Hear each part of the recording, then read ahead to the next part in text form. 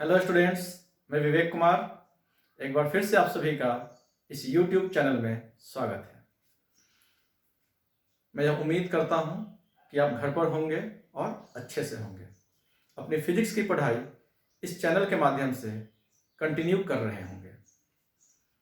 जिस तरह से आप लोगों का मुझे सहयोग मिल रहा है, जिस तरह से आपका सपोर्ट मिल रहा है, उसके लिए आपको बहुत बहुत धन्यवाद।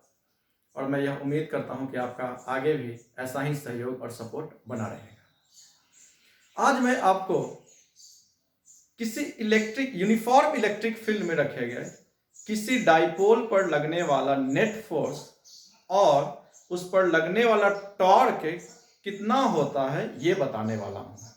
आज मैं इस वीडियो में यह सिखाऊंगा कि एक समान विद्युत क्षेत्र में यदि कोई द्विध्रुव को रख दिया जाए तो उस द्विध्रुव पर कुल कितना बल लगेगा और उस द्विध्रुव पर लगने वाला बलाघूर्ण कितना होगा। आज इस वीडियो में हम इन्हीं बातों के ऊपर चर्चा करेंगे।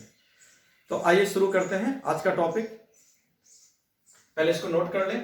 Torque on dipole in uniform electric field. एक समान विद्युत क्षेत्र में द्विध्रुव पर बलाघूर्ण। क्लियर है? तो टॉपिक नोट कर लीजिए। ये टॉपिक आप लोगों के बोर्ड के हिसाब से बहुत ही इंपॉर्टेंट टॉपिक है। ये कई एक बार टॉपिक पूछा जा चुका है और आगे भी पूछे जाने के बहुत चांसेस हैं।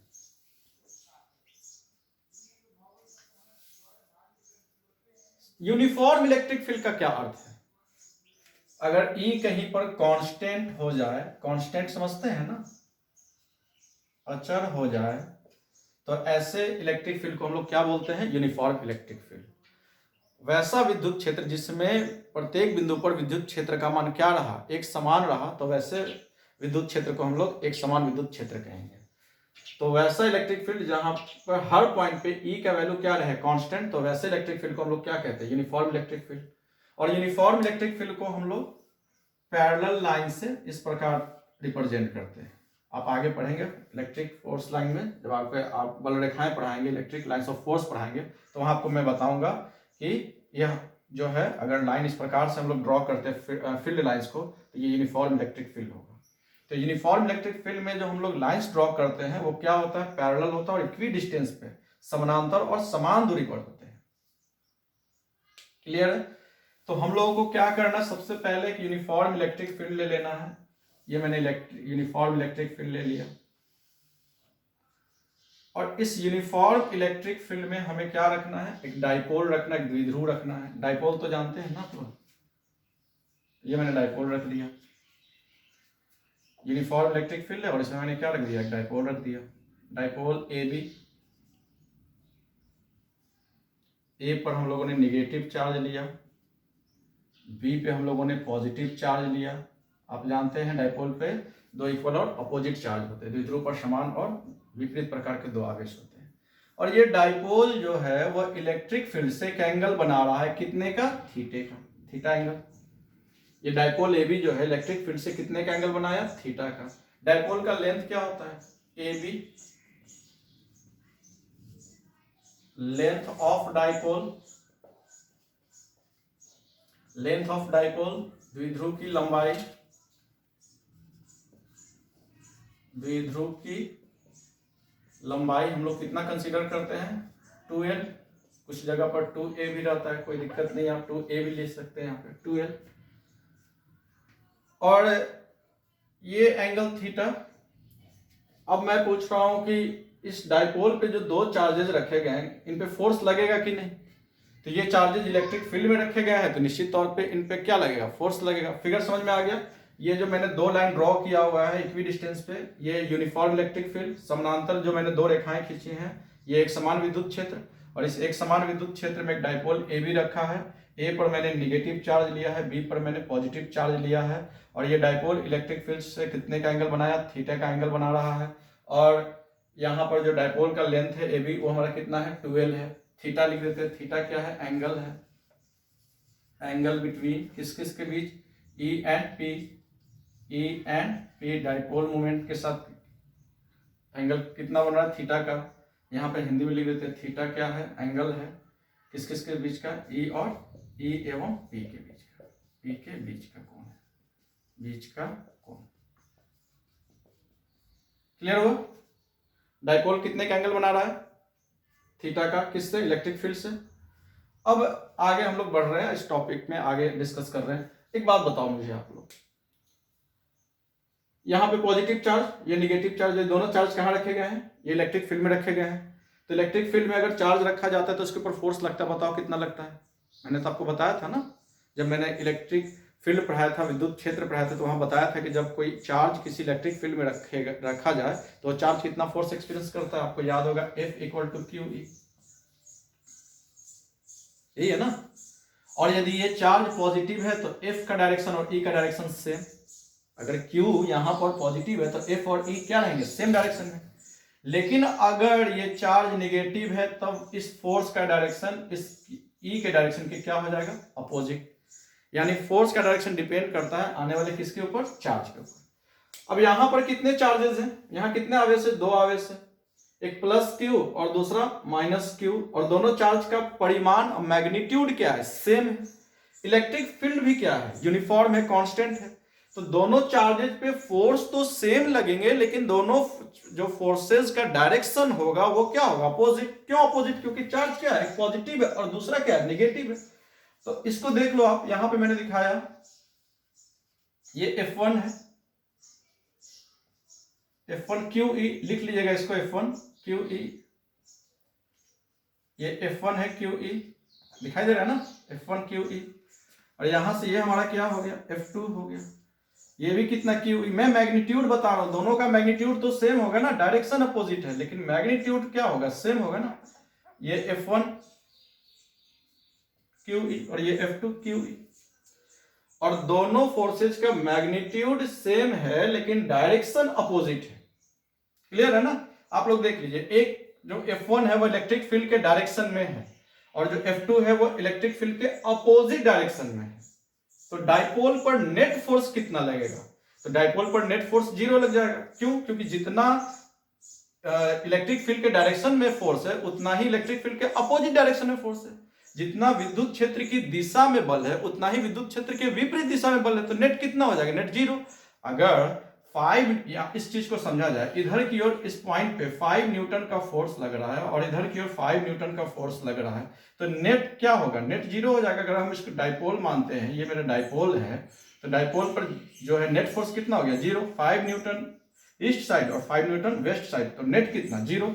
तो मैं इन्हीं बातों को यहां लिख रहा हूं, आप इसको नोट कर लेंगे, नोट करते चलेंगे। Force on plus Q charge, Hindi में +Q आवेश पर बल कितना होगा?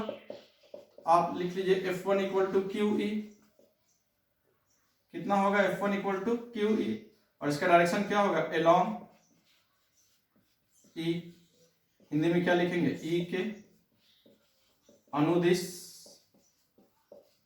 हिंदी वाले नाराज हो जाते हैं कि सर लिखते नहीं थे हिंदी में, अब कोशिश करूंगा कि हिंदी में लिखता चलूं। और इसी प्रकार से फोर्स ऑन -Q चार्ज, ये दोनों चार्ज से तो डाइपोल बना हुआ है, तो कितना लगेगा? F2 = QE। बोलोगे सर आप -Q नहीं लिख रहे। माइनस में इसलिए नहीं लिख रहा हूं क्योंकि दोनों फोर्स का मैग्नीट्यूड तो सेम है, डायरेक्शन के लिए माइनस हम लिख सकते हैं, तो मैं डायरेक्शन यहां लिख दे रहा हूं, अपोजिट टू E। हिंदी में थोड़ा नोट कर ले इस चीज को, -Q आवेश पर बल, F2 = QE, और E के विपरीत, यहां मैं लिख देता हूं E के विपरीत। और इस चीज का जैसे जहां प्लस है सेम बात लिखना है, यहां पे क्या लिख देना? -Q आवेश पर बल, ये बात यहीं पे लिख देना। क्लियर है?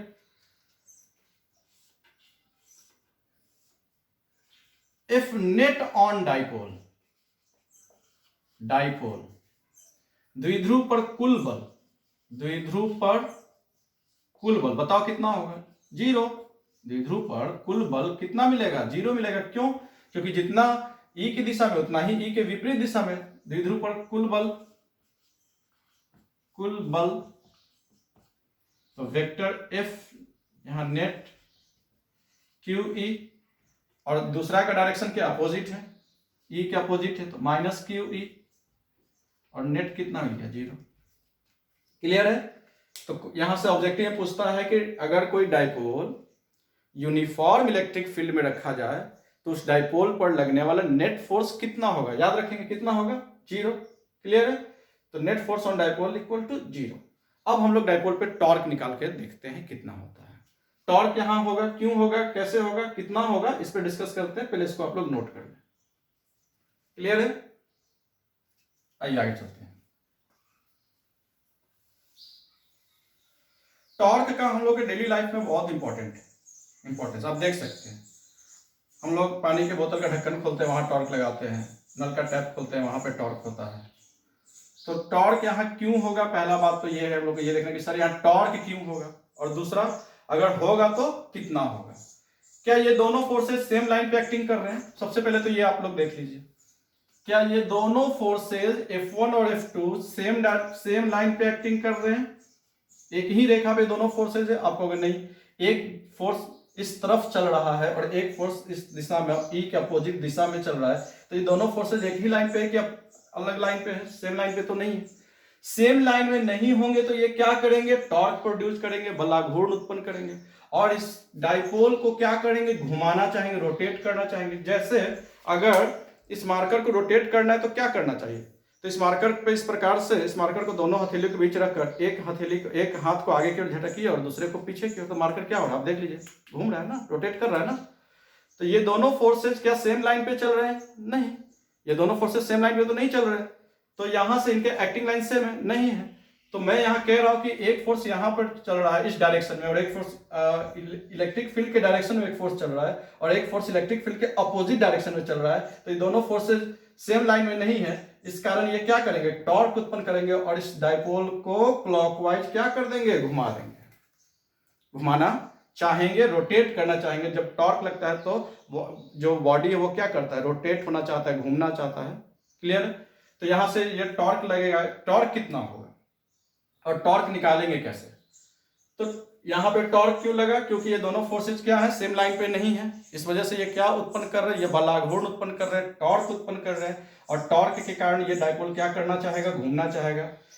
कहां, किस दिशा में, क्लॉकवाइज दिशा में। क्लॉकवाइज को हिंदी में क्या बोलते हैं, दक्षिणावर्त दिशा में। तो कितना टॉर्क होता है, तो टॉर्क आप लोग पढ़ेंगे मैग्नीट्यूड टॉर्क का, torque equal to force into perpendicular distance between the forces. इतना टॉर्क होता है। टॉर्क कितना लगेगा, torque equal to force into perpendicular distance between the forces. Hindi में हम लोग लिख दे टॉर्क बलाघूर्ण, टॉर्क ऑन डाइपोल में इस चीज को लिख देता हूं, टॉर्क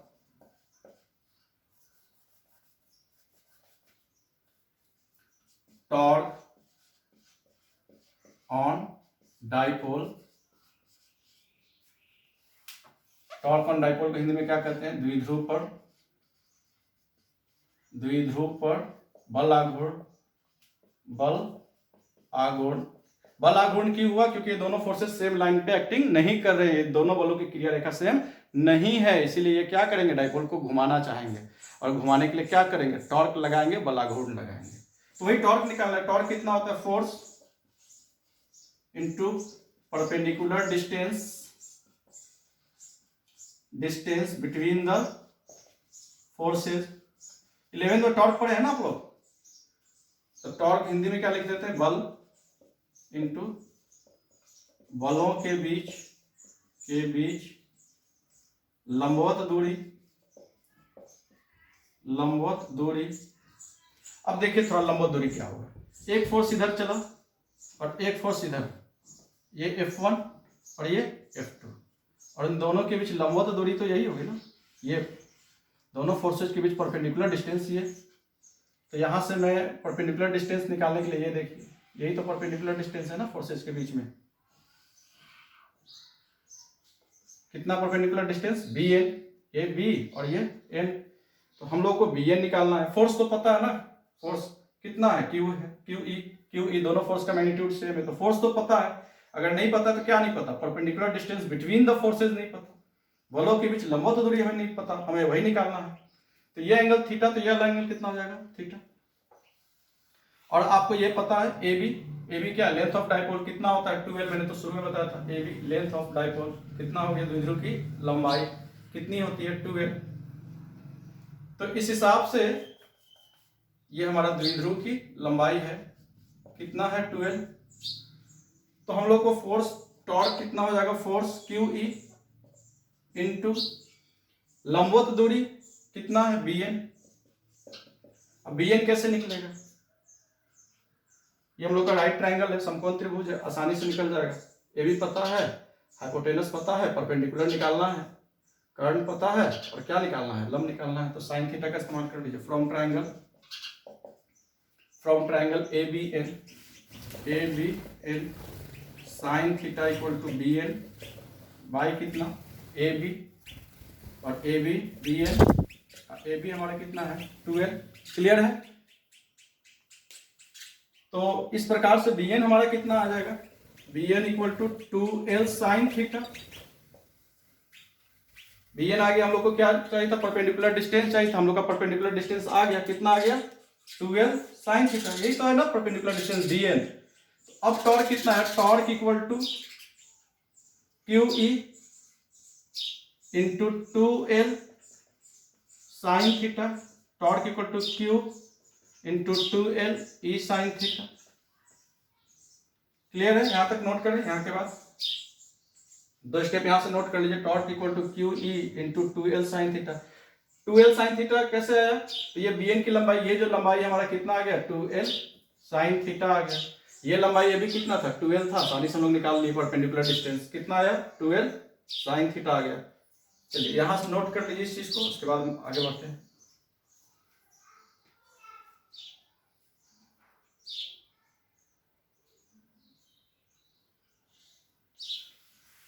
तो इस प्रकार से हम लोग आसानी से क्या निकाल सकते हैं, टॉर्क निकाल सकते हैं। टॉर्क क्यों लग रहा है, इस चीज को ध्यान दीजिएगा, क्योंकि दोनों फोर्सेज जो है वो सेम लाइन पर नहीं है, इसलिए टॉर्क लगा। टॉर्क के कारण डाइपोल क्या करना चाहेगा, घूमना चाहेगा। किस दिशा में घूमना चाहेगा, क्लॉकवाइज डायरेक्शन में घूमना चाहेगा। तो टॉर्क इक्वल टू आपको कितना यहां से मिला, टॉर्क आया Q into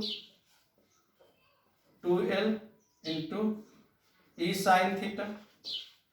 Q into 2l आपको मैंने बताया क्या होता था, P हमारा क्या होता है, डाइपोल मूवमेंट, द्विध्रुव आघूर्ण। बहुत बार पढ़े हैं ये चीज आप लोग, डाइपोल मूवमेंट द्विध्रुव आघूर्ण। क्लियर है।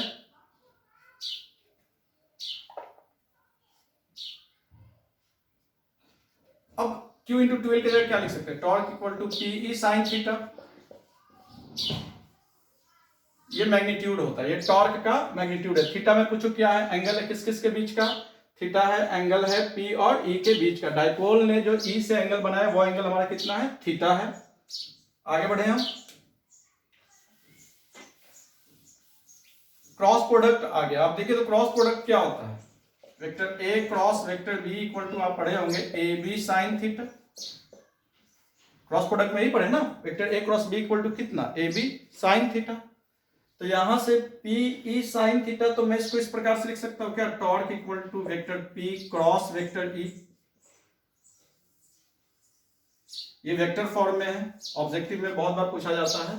अगर इसको क्या आप E क्रॉस P लिख सकते हैं, ऐसी गलती ना करें, ये बिल्कुल ही गलत हो जाएगा, क्योंकि वेक्टर प्रोडक्ट में vector A cross B vector B cross A के इक्वल नहीं होता है। तो इस प्रकार से आप इसको E क्रॉस P लिखने का गलती नहीं करेंगे। और P क्रॉस E एक वेक्टर मिलेगा, तो इस वेक्टर का डायरेक्शन कहां होगा, जिस तरफ टॉर्क होगा। और टॉर्क का डायरेक्शन क्या होगा, डाइपोल कहां घूमना चाहेगा, टॉर्क का डायरेक्शन क्या है, क्लॉकवाइज डायरेक्शन में। इस प्रकार से आपका क्या निकल गया, टॉर्क निकल गया। टॉर्क का मैग्नीट्यूड PE साइन थीटा, और वेक्टर फॉर्म में torque equal to P cross E। P क्या हुआ, डाइपोल मोमेंट द्विध्रुव आघूर्ण। E हमारा क्या है, इलेक्ट्रिक फील्ड। थीटा क्या है, एंगल है, किस किस के बीच का, P और E के बीच का। बल आघूर्ण को किससे रिप्रेजेंट करते हैं, टॉर्क से रिप्रेजेंट करते हैं। आप लोग 11 में भी देखे होंगे इस चीज को। तो यह टॉर्क आपका निकल गया, और कुछ हम लोग यहाँ पे ट्रिग्नोमेट्री का हल्का सा यूज किया, और आसानी से हम लोग का क्या निकल गया, टॉर्क निकल गया। और कुछ 11th का फॉर्मूला लगाया, force into perpendicular distance between the forces, बल गुने बलों के बीच लंबवत दूरी। क्लियर है?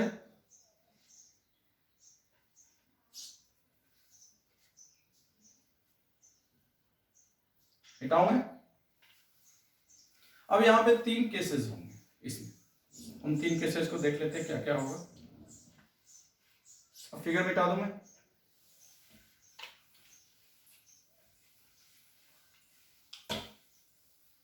इस तरह से टॉर्क का आपको 2 फॉर्मूला मिला, एक वेक्टर फॉर्म में और एक स्केलर फॉर्म में। तो वो का क्या फॉर्मूला हुआ? मैग्नीट्यूड के फॉर्म में torque equal to PE sine theta,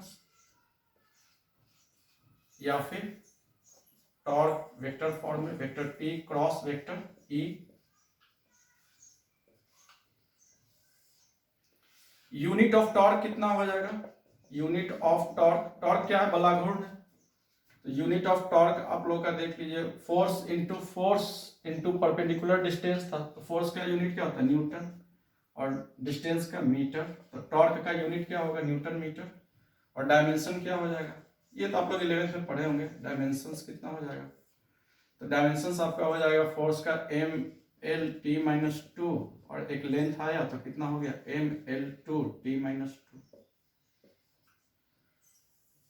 clear है? अब हम लोग यहाँ पे कुछ केसेस देखेंगे।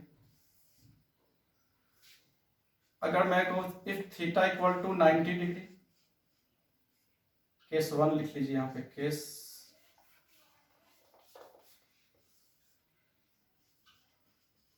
1, theta equal to 90 degree. Theta अगर 90 होगा तो टॉर्क हमारा क्या हो जाएगा? मैक्सिमम।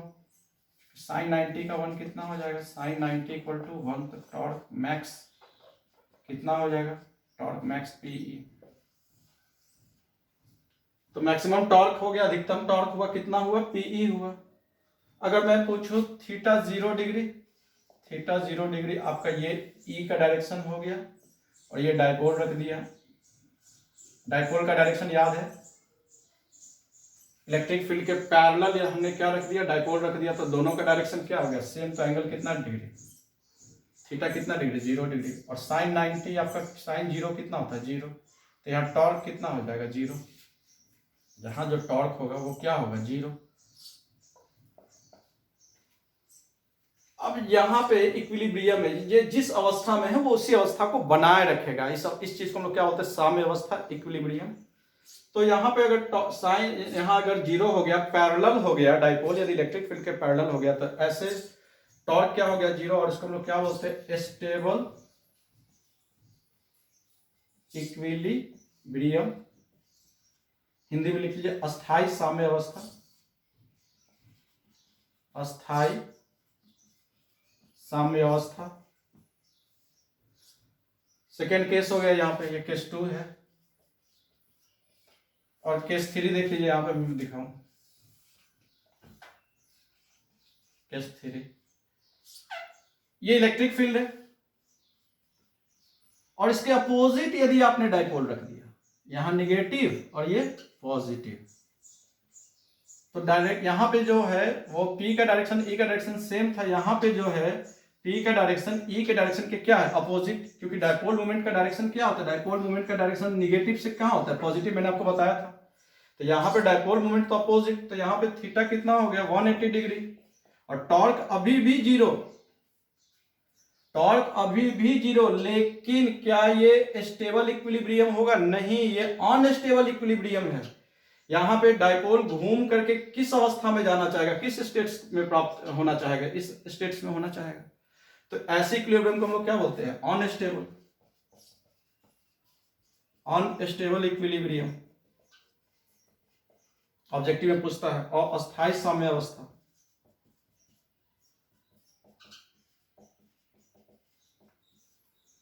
इस तरह से हम लोगों ने देखा कि किसी डाइपोल पर नेट फोर्स 0 होता है, किसी डाइपोल का कुल बल 0 होता है जब वो एक समान विद्युत क्षेत्र में रखा जाए।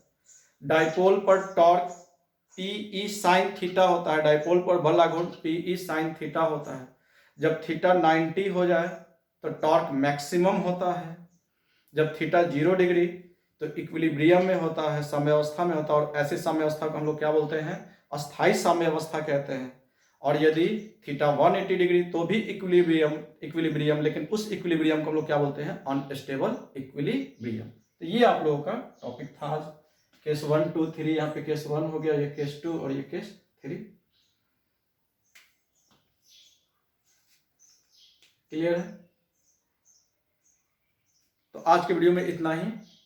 ये वीडियो आप लोगों को कैसा लगा आप कमेंट्स बॉक्स में जरूर बताएं।